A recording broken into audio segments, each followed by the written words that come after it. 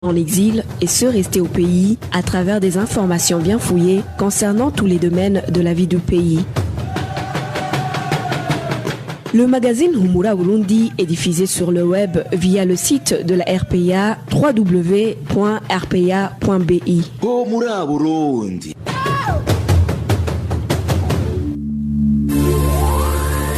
À la présentation, Nadège Irakoze.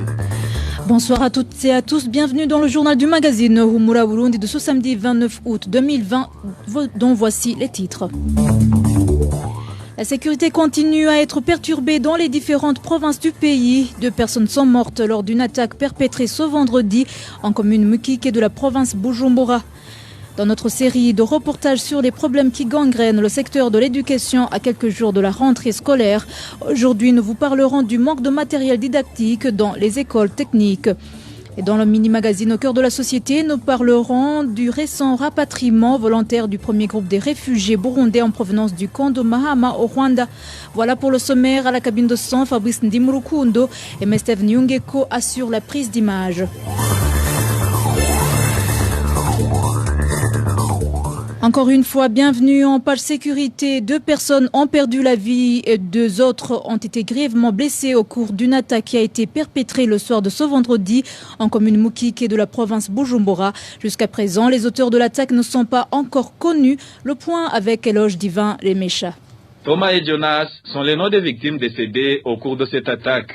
Pour les 4 autres individus blessés, 2 ont été déjà identifiés. Ce sont les nommés Wakina et Musokuru. Selon les informations en provenance de la colline d'Aï, zone Ebikanga, en commune Mukike, les auteurs de l'attaque qui a eu lieu vers 21h n'ont pas été identifiés. Ces mêmes informations font état de 6 personnes blessées à la machette. Ce samedi matin, les habitants de cette localité se sont réveillés avec une peur panique, surtout que s'observent ces derniers jours dans cette région des affrontements entre les rebelles du mouvement Red Tabara et les forces de l'ordre. Le mouvement Red Tabara a nié cette attaque sur son compte Twitter. Le Red Tabara déclare n'avoir aucune position militaire en commune Mukike. La RPA a tenté de joindre Pierre Nwirikiye, porte-parole du ministère de la Sécurité publique, ainsi que Floribert Huyeleke, porte-parole de l'armée burundaise, mais ils n'ont pas décroché leur téléphone. Merci Éloge Divin Rémé Chaé. En province Rumongue, les habitants de la rizière de la forêt de Mongue ne passent plus la nuit dans leur ménage depuis près d'une semaine. Ils craignent d'éventuels affrontements entre les combattants du mouvement Red Tabara qui campent dans cette forêt et les militaires burundais. Les détails avec Walter Kwizera. C'est depuis la nuit de dimanche dernier que les habitants des collines riveraines de la forêt de Mongue, comme Mihororo, Bambo, Bihinge, Nzige et Nyaruyaga, de la zone Ruteme en commune Bugarama, ne passent plus la nuit dans leur ménage. Ils craignent pour leur sécurité, selon les habitants sur place. Des centaines de rebelles du mouvement Red Tabara ont érigé leurs états-majors dans cette forêt, ce qui ne laisse pas indifférents les militaires de la FDN qui, selon la population, rôdent en grand nombre autour de cette forêt. Ils sont autour de 500 rebelles. Ils campaient dans la forêt de Mongue. Lorsqu'ils se sont installés dans la forêt, ils ont brûlé tout autour. Je crois qu'ils ont fait exprès. Je crois qu'ils l'ont fait exprès pour que ça leur permette de voir très loin. Mais de nombreux militaires s'y sont rendus. Alors, pour le moment, la journée, c'est calme. La population vaque dans les travaux champêtres comme si de rien n'était. Mais à la tombée de la nuit, tout le monde va chercher refuge dans la nature. Je ne sais pas. Je crois que les militaires s'apprêtent pour lancer un assaut. 2 des rebelles ont été capturés selon la population locale. Ces derniers auraient alors révélé qu'ils sont venus du Congo. 2 d'entre eux ont été capturés. Ils ont été livrés par une personne chez qui ils s'étaient cachés. Pendant les interrogatoires, ils ont avoué qu'ils sont venus du Congo. Là, ils disent qu'ils s'y trouvent en grand nombre. Des groupes armés non encore identifiés ont été également signalés la nuit dernière dans la commune Gihanga et Musigati en province Bubanza. Les mêmes groupes armés ont été aussi signalés en zone Bugarama dans la province Muramvya. Merci Walter Kwizera. En province Bubanza, les Imbonerakure ont procédé à des entraînements paramilitaires en scandant des slogans la nuit de ce vendredi à samedi sur la colline zone Wuringa en commune Gihanga. La population sur place a été plongée dans une peur panique. Par ailleurs, ce samedi, c'est le jour de célébration de la journée dédiée aux Imbonerakure. Le point avec Vicky Chris Ninheretse.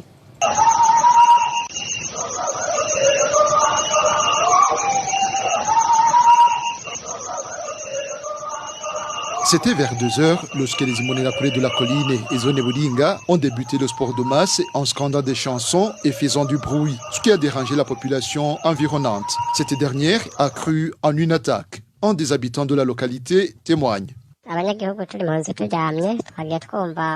Lorsque nous dormions, nous avons entendu un grand bruit fait de sons de tonneaux, de sifflets et de tambours.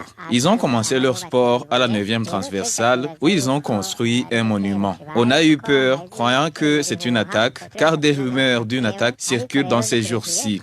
Mais on a su par après que c'est un groupe des Imbonerakure qui faisait du sport de masse et qui a fait ce bruit. Ils entonnaient des chansons pour intimider les gens, disant que celui qui tentera de toucher sur l'aigle aura affaire à eux.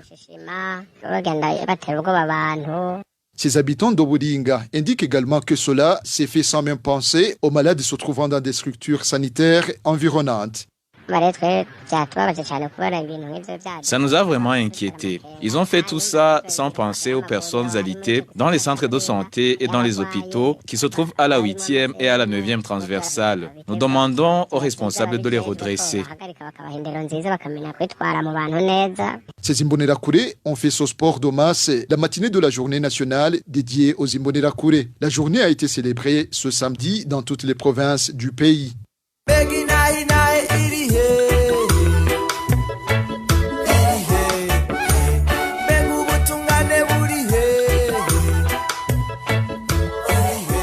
RPA reste solidaire avec les journalistes du groupe de presse Iwachu, Agnès Ndirubusa, Christine Kamikazi, Terence Modenzi et Egide Harerimana, en détention depuis le 22 octobre 2019. Ils ne sont victimes que de leur métier de journaliste.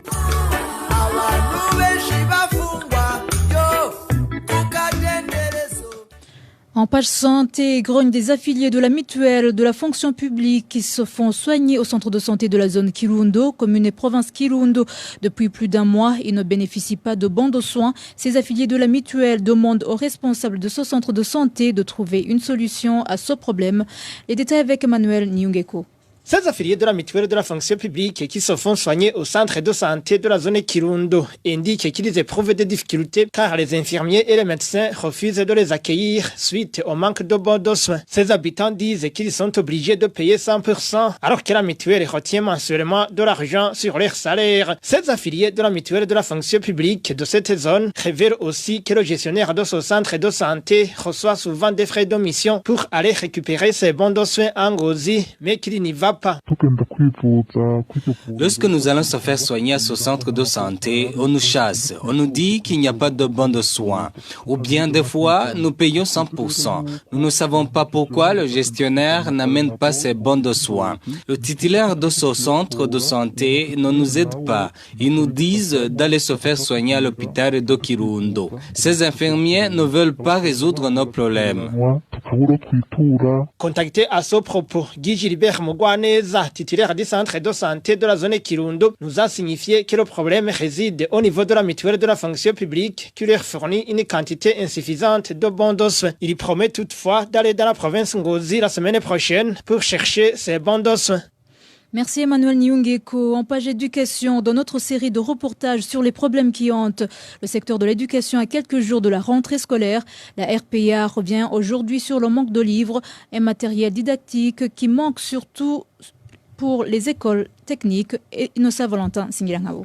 Il y a de cela 4 ans, il a été initié la formation post-fondamentale. Depuis lors, la matière et les matériels didactiques ont complètement changé. Malheureusement, il a été confectionné des livres insuffisants en fonction de la matière enseignée dans différentes sections du cycle post-fondamental. Par exemple, sur 15 leçons enseignées dans telle ou telle autre section, on peut trouver 2 ou 3 livres d'élèves. Non plus, les enseignants n'ont pas de livres de professeurs. Pourtant, on exige exige que tous les programmes du cycle technique post-fondamental soient dispensés. Face à ce manque de livres, les enseignants éprouvent des difficultés pour préparer les cours. Ils sont obligés d'aller chercher la matière enseignée sur les sites internet. Des fois, les matières trouvées sur internet sont mal structurées. D'autres enseignants utilisent les livres qu'ils ont empruntés ailleurs dans d'autres établissements. Ainsi, la situation dans laquelle ils travaillent ne leur permet pas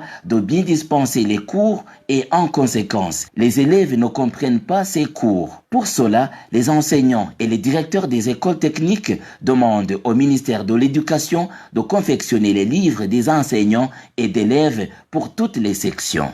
Merci Nossa Valentin. Singirangabo à présent, page réfugiés.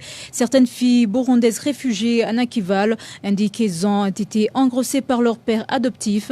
L'une d'entre elles s'est entretenue avec Emile Nibasumba. Quand la crise a éclaté au Burundi en 2015, cette Burundaise indique qu'elle a fui le pays avec sa famille adoptive. Destination, camp des réfugiés de Nakival. Selon elle, son père adoptif l'a ensuite engrossée.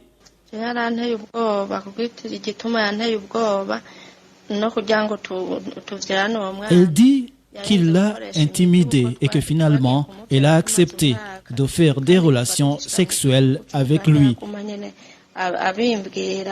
Elle dit qu'elle est ensuite tombée enceinte. Au Burundi, elle étudiait en 3e année secondaire, selon ses dires, mais elle n'a pas poursuivi ses études à Nakival à cause du manque de moyens. Aujourd'hui, cette Burundaise indique que la vie est compliquée puisqu'elle doit satisfaire également aux besoins de son bébé. Merci Emile Nibasumba. Dans un instant, vous allez suivre le mini-magazine au cœur de la société. Dans le magazine au cœur de la société, nous parlons du récent rapatriement volontaire du premier groupe de Burundais en provenance du camp des réfugiés de Marama au Rwanda. Thierry Wigilindavi vous présente le mini-magazine au cœur de la société. Au cœur de la société. Au cœur de la société est une émission de tous les samedis, préparée en synergie par les radios Inzamba, Agatekakawe, Radio RPA, Ijuya Nyagihugu, ainsi que la radio-télévision Renaissance. Le premier convoi de 500 réfugiés burundais du camp de Mahama au Rwanda a traversé la frontière rwando-burundaise ce jeudi. Depuis la crise de 2015, c'est le premier groupe de Burundais qui rentre après un accord tripartite entre le Burundi, le HCR et le pays d'accueil. Dans le mini-magazine au cœur de la société de ce 29 août 2020, nous allons revenir sur ce rapatriement en général. Thierry Bigirindavdi est à la présentation. Bienvenue.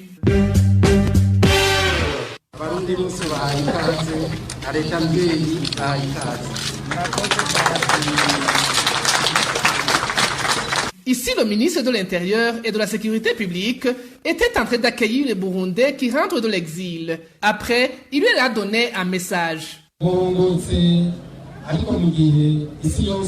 Vous rentrez dans un contexte spécial où le monde entier, y compris le Burundi, lutte contre le coronavirus. C'est pour cela que vous passerez 3 jours au centre de transit de Songore avec les spécialistes dans le domaine de la santé, le temps de faire le dépistage au coronavirus et d'échanger avec vous sur la vie du pays. Je vous annonce que nous allons vous fournir de l'assistance en nourriture et d'autres kits de réinsertion qui vous aideront dans les premiers 3 mois. Je vous demande de bien vouloir gérer bien cette assistance. 493 réfugiés burundais venaient du camp de Mahama, mais il y avait une vingtaine d'autres qui les a rejoints à la frontière. Après un long trajet de 8 heures, le bonheur était lisible sur le visage de quelques-uns. Moi, j'ai fui le 3e mandat. Je voyais qu'il allait causer beaucoup de dégâts. Mais aujourd'hui, comme son mandat est terminé et que le nouveau président a été élu, cela me suffit pour prendre cette décision. Ceux qui avaient fui étant encore sur le banc de l'école étaient aussi contents d'avoir pu continuer les études dans leur pays d'accueil. Ça fait plaisir de regagner son pays.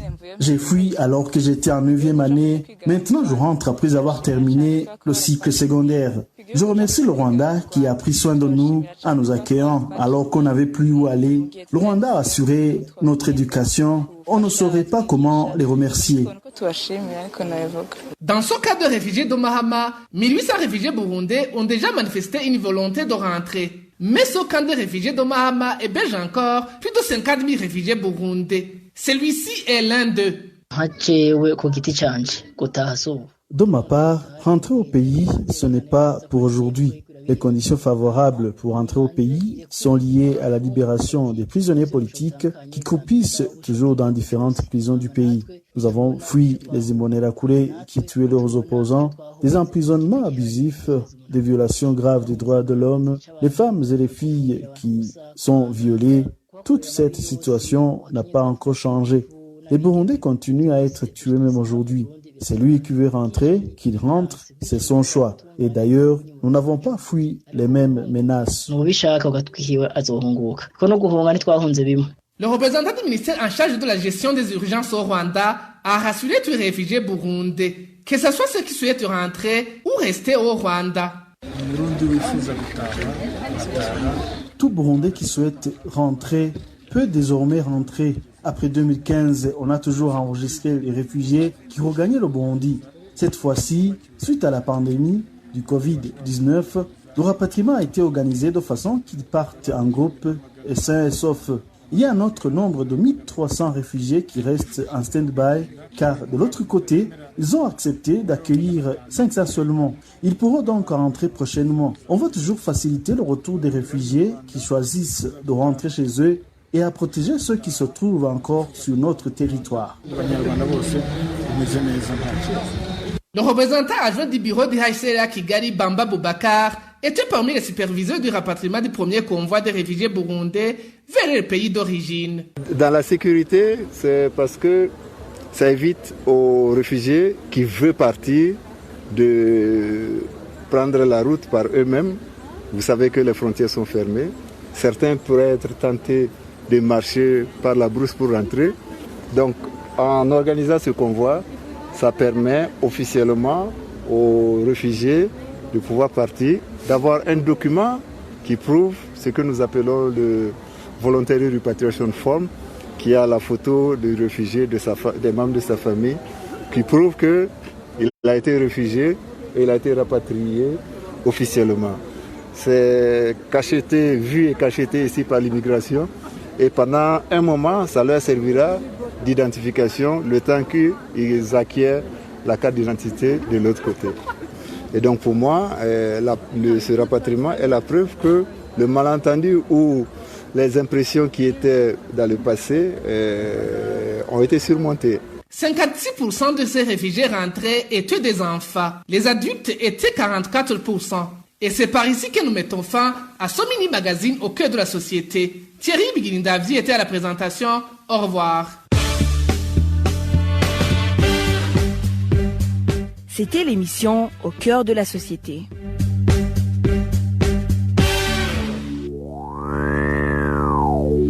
Merci Thierry Bigilindavzi. C'est ici que nous clôturons le journal du magazine Humura Burundi de ce samedi 29 août 2020.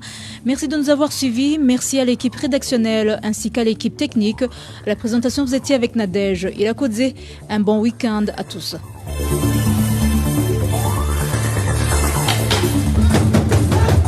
C'était le magazine Humura Burundi. Un magazine comprend pour relier les Burundais en exil et ceux toujours au pays à travers une information de qualité.